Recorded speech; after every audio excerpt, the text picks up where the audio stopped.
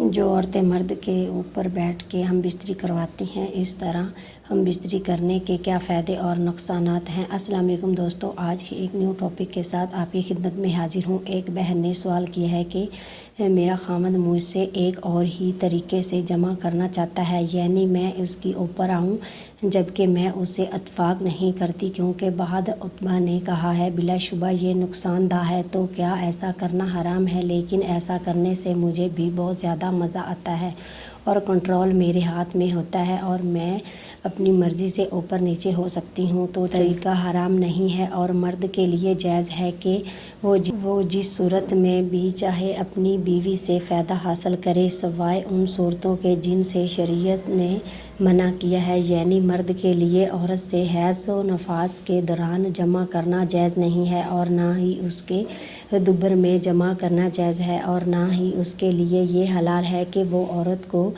نجاستیں چاٹنے اور نگلنے پر مجبور کرے۔ لیکن جمع کا یہ طریقہ مرد کے لیے ضروری نقصان کا باعث بن سکتا ہے، کیونکہ عورت مرد کے اوپر لیٹے گی تو اس کا پانی منی مرد کے اعلیٰ تناسل پر اترے گا اور یہ اس کے وضو کے لیے خطرات کا باعث بنے گا۔ جہاں تک اس طریقہ جمع کے حلال یا حرام ہونے کا تعلق ہے تو یہ حلال ہے، لیکن مرد پر لازم ہے کہ وہ اس طریقے سے بچے، کیونکہ یہ اس کے لیے نقصان دہ ہو سکتا ہے۔ امید ہے آپ کو آج کی ویڈیو بہت زیادہ پسند آئی ہوگی۔